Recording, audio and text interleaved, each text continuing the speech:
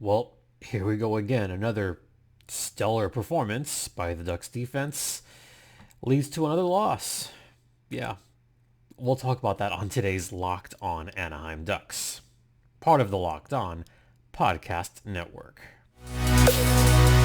You're Locked On Ducks, your daily podcast on the Anaheim Ducks, part of the Locked On Podcast Network, your team every day.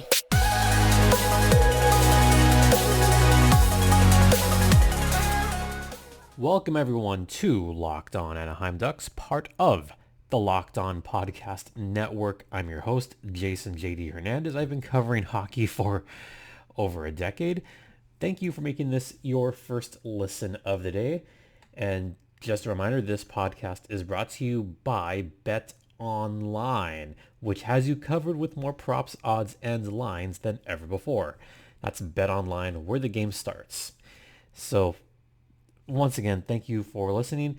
Don't forget, this podcast is free and available across all platforms, including Stitcher, Spotify, Odyssey, yada, yada, yada. You can find me on Twitter at StimpyJD. Yeah. I mean, it was an ugly game. Not a good game for the Ducks. Let's be frank here, one of their worst games of the season. Ew, it was bad. Imagine having to watch that about an hour ago. Ooh, oh boy. That looked bad. I think I made the right decision by going out last night. Well, sort of the right decision. Waking up, seeing what the score was and seeing what happened, I'm like, oh, this sucks. And by the way, in the podcast, I'll explain more a little bit, but just to let you know off the top, there will be no show on Monday. There will be no show on Tuesday. So we will not be back until Wednesday, as I'll be recovering from running the New York Marathon, running the mean streets. Ooh, boy. All right. Let's first talk about just how good that top line is once again. You're not going to get a better top line for the Ducks than you will with Zegras, Terry, and either Henrique or Vetrano or whoever they put on that top line. That's been doing well for them. And we saw that on full display in that first period, although it was really the power play that did it. First off, props to John Gibson for playing the puck that he did, but also props to John Klingberg for guiding the puck along the blue line, creating offense, and dishing it to Troy Terry. Now, I like what Troy Terry did is he really kind of weaved around the defense a little bit. Yes, it was a power play, but he really forced Spencer Martin's hand on this one. And Martin did not recover in time, and it looked like an easy goal. Like, off the top, it looked easy. But that's the skill of Troy Terry on display. It really is. So the Ducks score on an opening power play. 1-0. Great. Then Bo Horvat scores on the power play. This was not a good one, folks. This one, I think I'm going to blame a little bit on the defense. I mean, good puck movement too. Hughes did get that one from about the point, and I think Quinn Hughes had a good point shot, and Bo Horvat had a great deflection that kind of pointed up towards the net. So you know what? The defense probably shouldn't have let that happen, but that goal is not on John Gibson. However, maybe a couple of the other goals later on in this game, Gibby could have had those. He really could have, and we'll talk more about Gibson in a little bit. Elias Pettersson scores in the second. Then JT Miller scores in the second. All of a sudden, it's 3-1. Oh boy, Vancouver's beating the Ducks once again. And again, I'm going to point out that top line. Troy Terry, Trevor Zegras.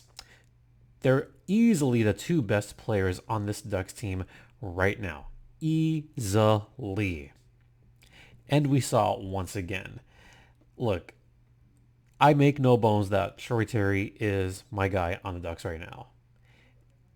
But that was a perfect start to bringing the puck into the zone. That was a perfect just initial pass to Trevor Zegras, who then touch passed it to Ryan Strome. If that's not the definition of a great tic-tac-toe goal, I don't know what is, because that's exactly what that was. That was a tic-tac-toe. Troy Terry, as I've mentioned on this podcast, is very creative with the puck.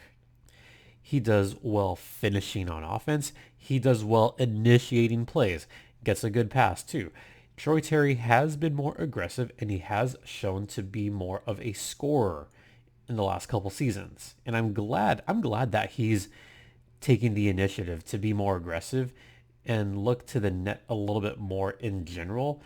He still needs to take just one or two more shots. In this case, he could have taken a shot. Trevor Zegras, he could have taken a shot. Actually, Zegras could have easily taken a shot. And I think that's what Spencer Martin was expecting. He was expecting Zegras to shoot right there because Zegras has been very, very aggressive. But that secondary pass to Ryan Strome, wide open, and what a shot. So that made it 3-2. And I'm running up against it. And we're going to keep this one short today. So what I'm going to do is I'm going to head to the first intermission right now. But first, let's talk about Bet Online, which is the one place that has you covered, the one place that we trust. Bet Online has you covered with more props, odds, and lines than ever before. And you have the NBA, it's in full swing right now. The NHL is in full swing. Baseball's dead. And football. Football's happening right now, as well as boxing, MMA, etc., etc. So if you want to check out the latest lines, including which NHL coach is going to get fired first, then head over to Bet Online right now using either your mobile device or your laptop. Bet Online is where the game starts, and Bet Online is the official online sportsbook of the Locked On Podcast Network. And please, please gamble responsibly, folks. Okay. We're going to talk a little bit more about that third period and what the heck happened there. What? I will admit this is where I was kind of falling asleep a little bit because it's well past midnight East Coast time, and I got to be rested. That third period is the epitome of everything bad about how the Ducks are playing right now. Everything bad. First, you had a weird goal in front of the net by Dakota Joshua. Weird goal. And what happened was, I think it was Studnicka who put his arm a little bit out, got into the crease a little bit, and may have gotten in the way of John Gibson. May have. According to the refs, no, he was not on the way. And the Ducks challenged this.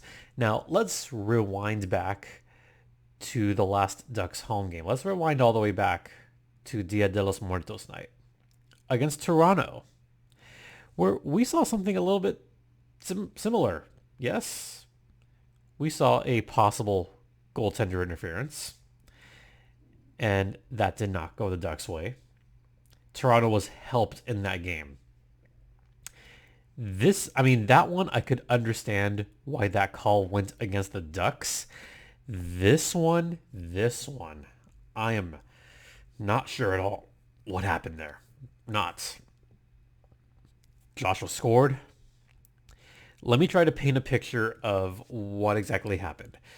So, John Gibson, his arm gets a little bit tangled up, and he cannot fully get back into position and make the save that he needs to in order for the Ducks to gain possession. And he did not get in the proper position in order to either gobble the puck up or at least make the save. Might have been a rebound. But in that case, it looked like he had a chance to gobble that one up. So it would have been a face-off. No problem. I thought that looked like goaltender interference. And it was just simply not called. So that call goes against the Ducks. They lose their challenge. They go on the penalty kill. And as we know, the Ducks on the penalty kill this season has been awful. The only team worse on the penalty kill than the Ducks this season is, in fact, the Vancouver Canucks. The Canucks are the only team worse on penalty kill. They're at 60%. The Ducks are at 63%. I mean, I'll just say right now, both teams were 2 for 3 on the man advantage. Both teams. Vancouver falls to 57% on the PK. The Ducks are second worst at 61, and those two are on the bottom, and it's not even close. But on the bright side, the Ducks are up to 12% on the power play, so that's got to be something. Yay. They're up from 31st to 30th. They're the third worst team in penalty kill. So they're the third suckiest team in that regard. At least the levels of suck are improving somewhat for the Ducks. That goal, I'm not going to pin on John Gibson. Not all that much. And on the ensuing Vancouver power play, Andrei Kuzmenko, get ready to hear that name a lot the next couple minutes. Kuzmenko scores on the power play. That makes it 5-2. All right, fine, whatever. If it wasn't for that call, it would have been 3-2 Vancouver. But instead, it is 5-2 Vancouver. That's literally the definition of a 2-goal swing. And that goes against the Ducks. That's where you think, well, this is probably over, right? Wrong. Max Comtois with a streaking goal right into the net. Comtois third. Comtois great in the top 6. He's also getting more aggressive, and he's also starting to show the play that got him the team leader in goals and assists at one point. That's the kind of aggression that we need to see back from Max Comtois. Get back to that form from 2 seasons ago, and maybe the Ducks will be okay. Maybe. So it's 5-3. Then the Ducks go on another power play, and Trevor Zegras works his magic once again. Another assist for Troy Terry. That top line still doing his thing. And Zegras getting really, really aggressive on that power play. We love to see it.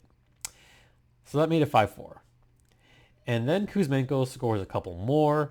He gets the hat trick. All of a sudden, 7-4 Vancouver. A couple of garbage time goals late. Max Jones scores. Then Bo Horvat scores on the empty net. It was a shorthanded goal. That Max Jones goal, that one was a little tricky as well. But, so be it. No goalie interference. And Connor Garland did have, I don't want to say it was a dumb penalty, but that's more Trevor Zegras. More Trevor Zegras causing havoc. And Zegras doing a great job on drawing yet another penalty. Something that he's gotten very, very good at, by the way. So, Ducks go on a 6-on-4. Don't score. Bo Horvat does, going the other way very quickly. It's 8-5. And that's your final score. 8-5. 8. It's a lot of goals. So I'm going to talk a little bit more about the top line and talk a little bit about John Gibson. But first, let's talk about Built Bar, which is, a candy bar or a protein bar that tastes delicious. And I right here have the cookie dough chunk. How about that? Built Bars, on average, are only about 150 calories, only about 7 to 8 grams of sugar, and packed with about 15 to 16 grams of protein. So here I have the cookie dough chunk. I only have a couple left, and I'm saving the rest for race day. So I'm not going to eat one today. But if you want to try the Built Puffs for yourself, including the cookie dough chunk, there's also the churro puff, which is still my favorite. Head over to built.com right now and use promo code LOCKED15, that's LOCKED15, to get 15% off your next order of Built Bar, the best tasting protein bar ever. Let's talk about John Gibson a little bit, shall we? Let's talk about it. A couple of those goals were not his fault. I would say the one that was definitely not his fault was the Bo Horvat power play goal. That was a deflection. Not his fault. The Joshua goal, probably goaltender interference. He wasn't in net for the empty netter. The Kuzmenko power play, the first one, yeah, maybe I don't pin that one on Gibson. But the rest of them, I would think Gibby would want back. And here's where we have to have a conversation about John Gibson right now. The Ducks are not going anywhere right now. His trade value only plummets further and further down. And, already just a couple of people on Twitter saying, is it time to trade John Gibson? Is it time to cut their losses and say that it's time to move on from John Gibson? I don't know if it's time, but I also think we have to be honest and say that John Gibson, maybe he's not as good as we thought, because looking at some of these advanced metrics right now, the expected goals were only 3.56. They were. John Gibson, another negative score. Another bad one. Now, granted, part of that is the Ducks shooting or allowing the Canucks to shoot 47 times. Once again, I sound like a broken record. Is this familiar yet?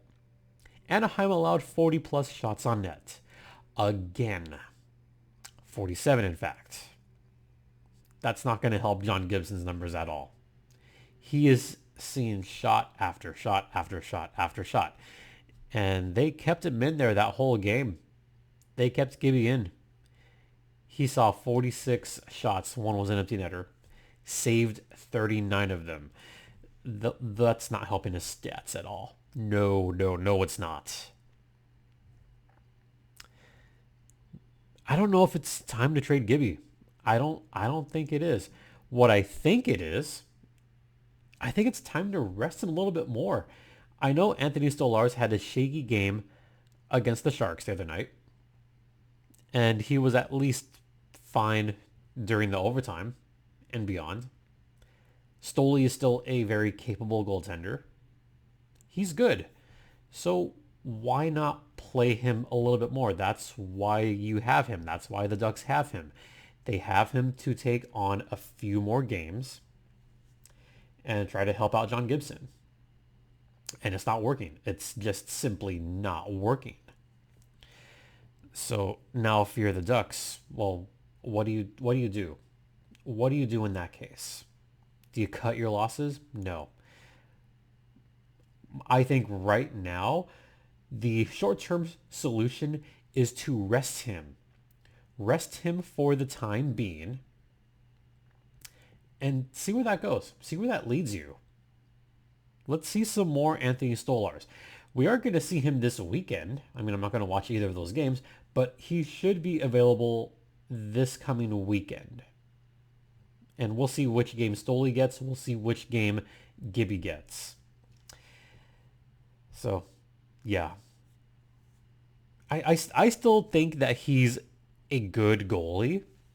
I don't know if I would say he's an all-star caliber goalie anymore, but I do believe that he is good, ... when used properly.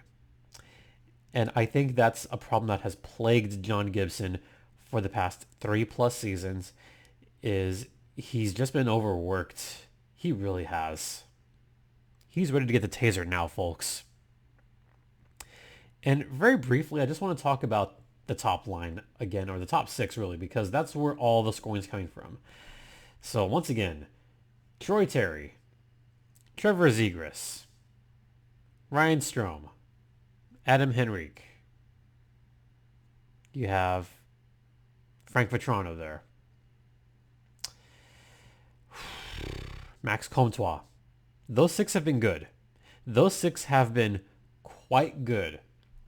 In fact, let's take a look at that. Trevor Zegras, 2 points on the night. Ryan Strome, 2 points. Troy Terry, 3 points.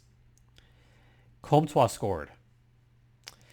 Nice to see McTavish get on the board there, but it's really all about that top 6. That is the only top 6 right now that is doing anything worth a damn right now. Bottom six, Derek Grant got burned on a couple of those. Isaac Lundestrom had an okay game. Jakob Silfverberg had an okay game. Kind of, not really. Derek Grant, not the best game. The Ducks need some depth. They need some depth help. Also, the defense without Jamie Drysdale, it was better with Jamie Drysdale on there. And now that he's gone, you could see the lack of depth in that position. So they are missing like a couple of key guys. And Jamie Drysdale, I think, is a key guy that they're missing.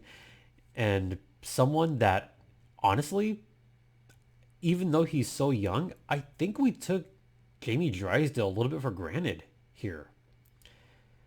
Because this Ducks defense was, like not the best, but it's better with JD in the lineup. And now that he's gone for likely the entire season, I don't know where they go from here, at least in the short term. Klingberg, probably not going to stick around. If the Ducks are going to be this bad, they're likely going to trade him close to the deadline. And I think that's what's going to wind up happening. All right. So that's going to do it for that. Once again, I do want to talk to you, the fans. So we're going to be off the next few days. Saturday, Sunday, obviously no shows. Monday, not so much. Tuesday, not so much. And I just got a weird weather alert at this time, which is never fun to see. Yeah, so it's going to be foggy all day today, and then it's going to be nice on Marathon Sunday. So, as I mentioned, I am running the New York City Marathon. It's going to be an interesting race. I've been preparing for a while. I do want to be more rested, so I'm going to try to rest as much the next couple of days. And then running the mean streets of New York. So going through all 5 boroughs, start in Staten Island, then go into Brooklyn, go into Queens, make the turn across the Queensboro Bridge, go into Manhattan, go up to the Bronx, and then back home to Central Park and finish the race there. So I really cannot wait. And if you feel like tracking along for some unknown reason, I'm the only Jason Hernandez running the New York Marathon this year. It kind of feels nice to be the only Jason Hernandez on there because I'm almost always running a race, especially the LA Marathon, where there's multiple Jason Hernandezes, and then I look on the wall and see that I'm the only one. Yes, I'm the only Jason Hernandez this year. So you could follow along. It'll be on ESPN2 this year. So if you feel like watching, and maybe you'll see a glimpse of me, maybe you won't. There's thousands and thousands of runners running this race. But yeah, ESPN2 is going to be showing it. No, I'm not one of the elite runners. No, I'm not even close. But it'll still be fun to do. My first New York. So I really cannot wait. So once again, no shows Monday or Tuesday. We'll be back on Wednesday. And then we'll have goals Thursday. And then we'll finish it on Friday. I should be home by then, I hope. Barring any delays or anything. And we'll rock the rest of this week out. All right. Thanks for watching. Thanks for listening. Don't forget, this podcast is free and available across all platforms. You could email me at lockedonanaheimducks@gmail.com. You could follow the Ducks or the show on Twitter. The show's Twitter is at @LO_Ducks. And if you want to follow all the running, all the jogging, you could follow my personal Twitter at StimpyJD. So that's where you could find me on Twitter. I'll be just posting about the race in general. Whew. Cannot wait. Once again, thanks for your support. It's greatly appreciated. And I hope to hear from some of you guys during the run. It's going to be fun. And that's my signal to leave. For Locked On Anaheim Ducks, I'm Jason JD Hernandez saying have a great rest of the day. Have a great weekend, everyone. Have a great long weekend. Please continue to be safe out there, be kind to one another, and Ducks fly together.